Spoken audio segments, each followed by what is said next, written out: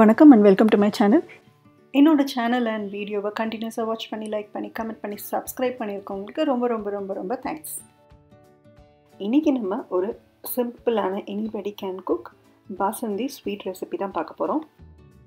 இந்த ரெசிபி பண்ணுறதுக்கு ஒரு கடாயில் 4 கப் பால் சேர்த்துக்க போகிறோம். நான் இன்றைக்கி எடுத்துருக்கிறது full cream milk.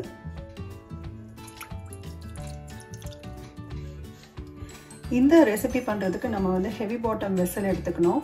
Plus boil பண்ணிவிட்டு நம்ம வந்து நல்லா கொதிச்சு இதுலேருந்து நல்லா திக் கன்சிஸ்டன்சிக்கு சுண்டி வர வரைக்கும் நம்ம வந்து இதை வந்து இந்த மாதிரி மிக்ஸ் பண்ணி விட்டுட்டே இருக்கணும். ஸ்டிர் பண்ணிக்கிட்டே இருங்க, இல்லைன்னா கீழே அடி பிடிக்கிறதுக்கு ரொம்பவே சான்சஸ் இருக்குது.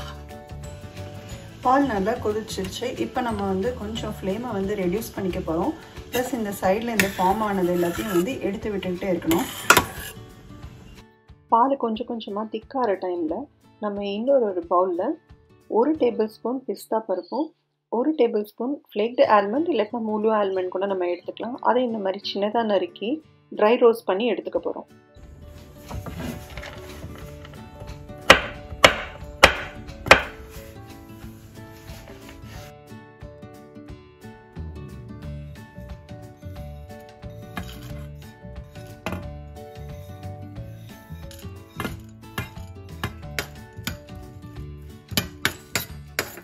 மறக்காமல் அடுப்பில் வச்சுருக்கிற பாலில் இருக்கிற ஆடையும் எடுத்து விட்டுக்கிட்டே இருங்க.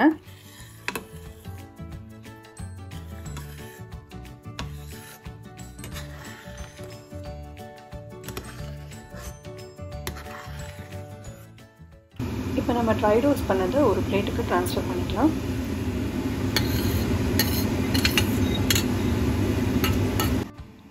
இந்த ரெசிபி வந்து 25 மினிட்ஸ்லேருந்து 30 மினிட்ஸ் ஆகும் பண்ணி முடிக்கிறதுக்கு. பால் நல்லா திக்காகிற வரைக்கும் அடிப்பிடிக்காத மாதிரி நம்ம வந்து இந்த மாதிரி கிளறி விட்டுக்கிட்டே இருக்கணும்.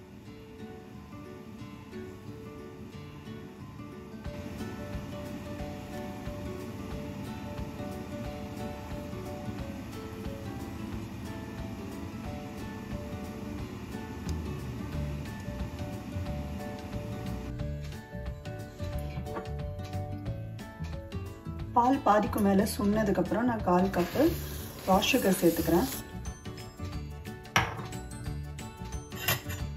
இப்போ இதை ஒரு தடவை கிளறி விட்டுக்கலாம். கிளறி விட்டு இன்னும் நம்ம திக்காகிற வரைக்கும் இதை வந்து நம்ம கொதிக்க விடணும்.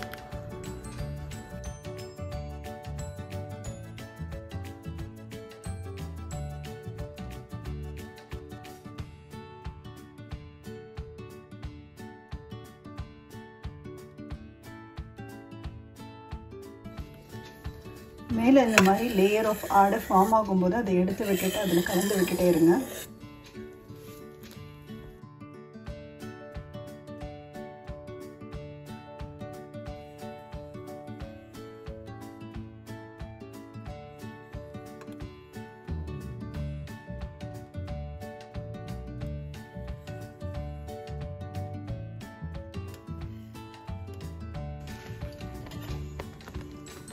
இப்போ வந்து ஒரு க்ரீமி கன்சிஸ்டன்சி இப்போ வந்தாச்சு. நல்ல திக்கான ஒரு க்ரீமி கன்சிஸ்டன்சி. இப்போ நம்ம அடுப்புலேருந்து ரிமூவ் பண்ணிவிட்டு நம்ம வறுத்து வச்சுருக்கிற நட்ஸை இதில் ஆட் பண்ணிடலாம்.